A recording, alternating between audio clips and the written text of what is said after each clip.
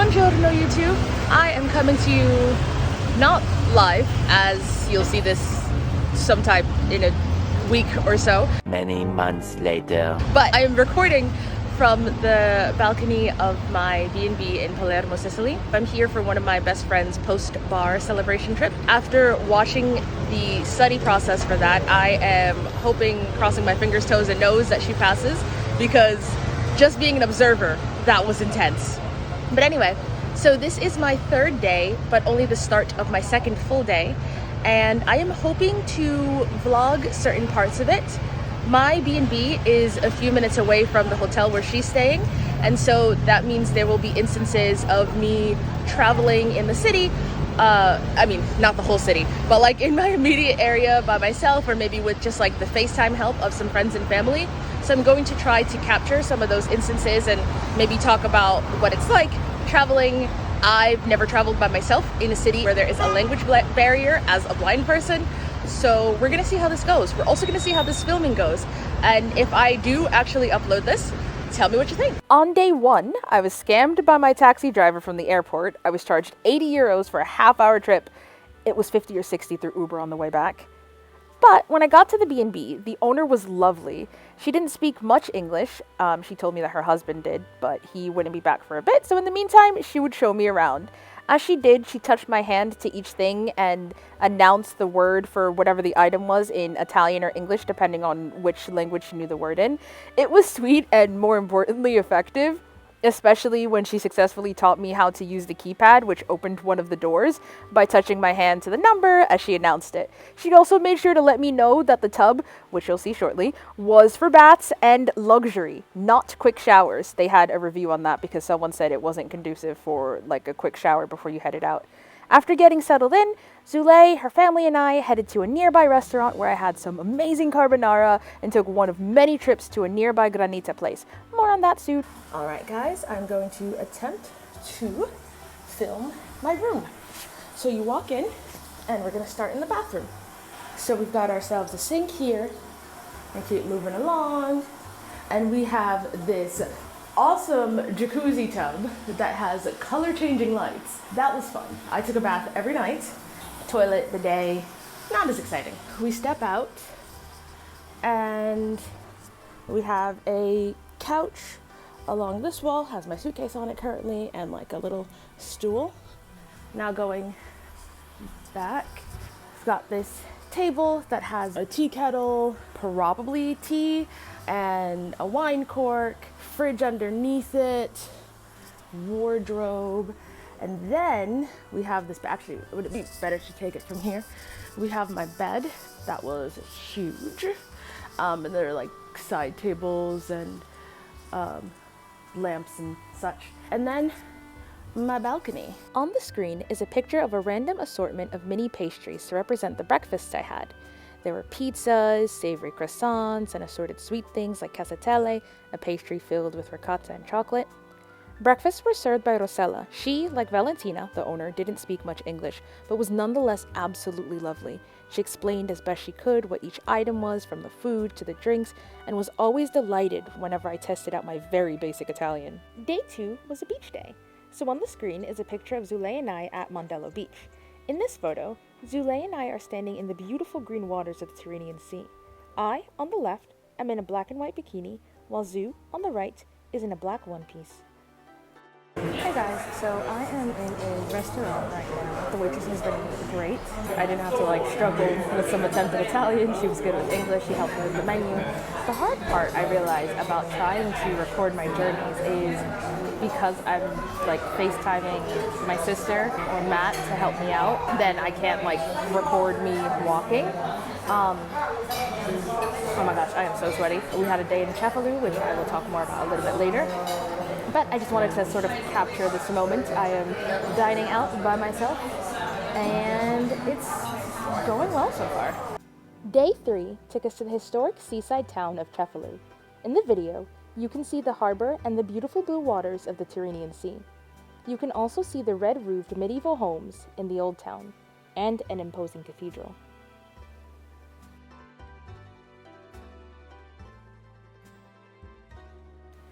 This is a photo of Zule and I smiling and sitting on some old steep steps with a palm tree and clear blue skies in the background. Zu is wearing a red t-shirt and jeans, while I'm in a beige and white striped shirt with cutout shoulders and jean shorts. This next photo is of me standing on brick flooring. In the background are the cathedral's gate and the buildings of the old town. Okay, so... Yeah. I am leaving the restaurant. I decided I am going to FaceTime my sister to help me with these crazy street crossings and these wild cars. But I decided I'd film just a little bit of me walking along a Palermo city street. So at the restaurant I got panelle, which is chickpea fritters, and so there were chickpea fritters, chickpea flour fritters, and potato fritters. Had like mashed potatoes inside. I like the mashed potato ones better. And then I had pasta norma, which is the pasta are more like ziti noodles. I think it's baked and it's got cheese and eggplant and it is delicious. Okay, that's enough of this, because this street actually is a little less desolate than when I walked along it the first time, but I still am gonna call my sister and not continue filming for YouTube. On day 4, Zule wasn't feeling well, so I hung out with her mom and aunt in Monreale, a town famous for its mosaics and Norman Byzantine cathedral. The cathedral, standing majestically atop a hill and framed by a clear blue sky, is shown now. It has brick walls and a red roof. Smaller buildings with white walls and yellow roofs can be seen below it. This is a photo of me standing on a wire platform above a roof with green and red tiles. In the background is the large, imposing brick structure of the cathedral. I'm wearing a light blue top, jeans, and sneakers. This next photo is of me standing on a street. To the left and right of me are a stretch of old homes with balconies and Vespas. Currently on screen is a video of a woman stretching out pizza dough and then putting it into an oven. So, one day when looking for activities for us to do, Zule found a pizza and gelato making course. I was intrigued but apprehensive. I was given a bit of hope though when, after registering, they said that you could call about any access needs. They told me that they would normally recommend private classes so that I could get one-on-one instruction, but unfortunately, the next one was on the day I was leaving. So I decided to just go for it. And the experience was honestly great. Both instructors came over before the class started to introduce themselves and tell me not to hesitate to call out to them if I needed anything. Felipe, the pizza maker, described his technique clearly and with a lot of detail. And when I did struggle, worried that I might have overworked the dough, for example, a classmate who was a friend of Felipe, and so had taken his course a few times, came over to help me. Then, for the gelato, I volunteered with one other classmate to help prepare. I mixed the ingredients while she poured. I was also one of the first people to taste the heated base ingredients before it was chilled. It was delicious. Did you know that the first gelateria was opened in Paris in 1686, and that the first pizzeria opened in Naples in 1786? And here is my pizza. In the photo, I'm wearing a white Eat Italy apron with a round, lightly browned pizza in front of me. On the pizza is a whole lot of melted cheese, tomato sauce, and some herbs. Day 5. Hey guys, so I did not start the video from my room and heading out as I had intended because Rosella and Valentina, who are the server and host, stopped me just to say hello. Rosella rather, was very unimpressed by my desire to get Granita this morning. She was like, it's okay. So this is the only route I know how to get to myself. So this is interesting. At the corners, it's blocked off, but not at every street. I think we might just be looking at garbage right now.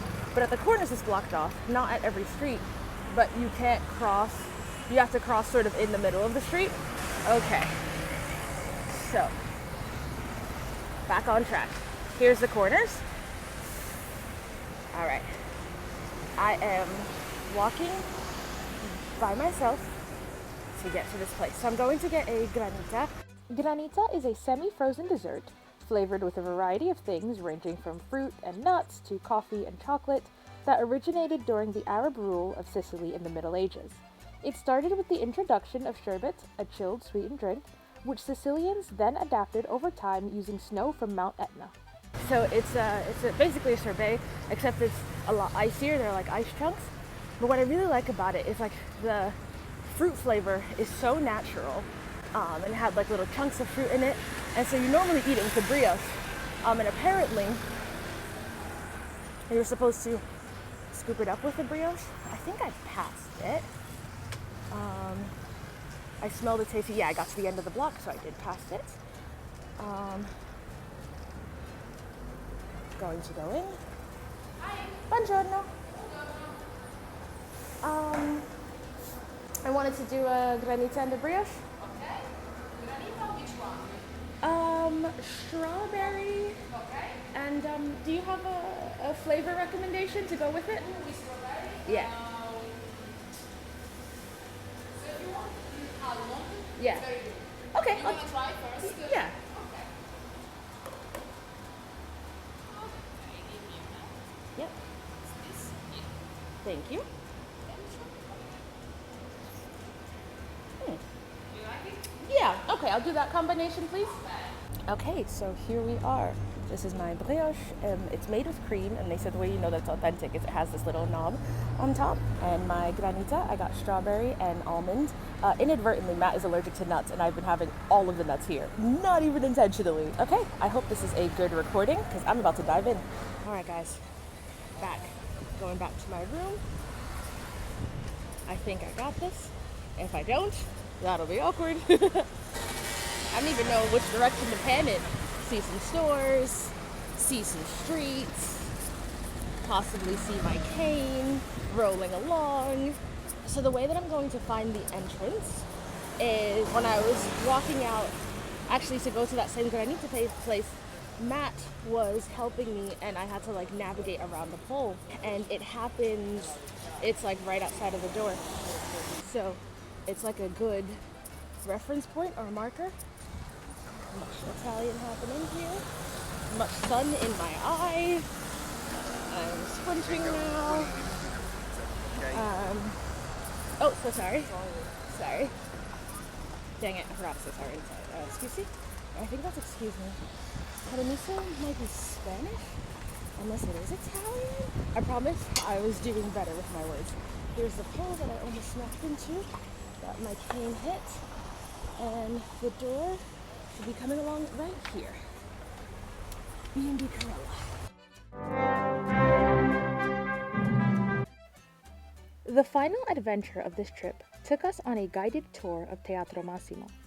The video shows an orchestra performing in an opera house with a large arched roof and distinctive cream and red boxes. Teatro Massimo is the third largest opera house in Europe, after the ones in Paris and Vienna, and the largest in Italy. The highlight of the tour for me was the Echo Room, where sound grows louder the further in you go, culminating in one spot where, no matter how softly you speak, your voice bounces back to you amplified. It was kinda surreal. The room was used for noblemen to smoke and discuss business. The acoustics in the room would cause all of the conversations to get muddied and less clear, so no one could eavesdrop. Those same acoustics also made it easy to address anyone depending on where you stood, so was also perfect for engaging in conversation that you wanted everyone to be a part of. So one thing I never thought about doing was actually recording myself while I'm in a wheelchair at an airport. So I'm not moving right now, I've been parked, not quite sure why, and things were going so well so far today. Vincenzo, the nice supervisor, was walking with me, and then he was handing me off to someone else who had brought a chair. He asked if I needed it, I said no. The person questioned it, and he was like no, said something in Italian, and we kept walking. I was like, this is great. Then I think he left, and the person came over, was like, andiamo, and then guided me into the chair. Initially I had looked up how do I say I can walk or no wheelchair in Italian, but then it walked right out of my brain when I got off the plane last time, and I didn't think to do that again this time. So, well, here we are. The thing about it is a lot of people are like, oh, it's more comfortable, it's easier, and actually it makes me feel a little less comfortable because I have less kind of awareness or kind of like control of my environment, or I'm basically completely at the mercy of whoever's assisting me. And they're like, oh, but it's a long walk, it's whatever, but actually that doesn't bother me. It's like this weird correlation between me being blind and then like sort of like also all disabled people needing the same thing. But I'm blind, right? My legs are fine. It's just not being able to see, and I have my cane for that. But I think we will be moving soon. And yeah, here we go. Ciao Palermo.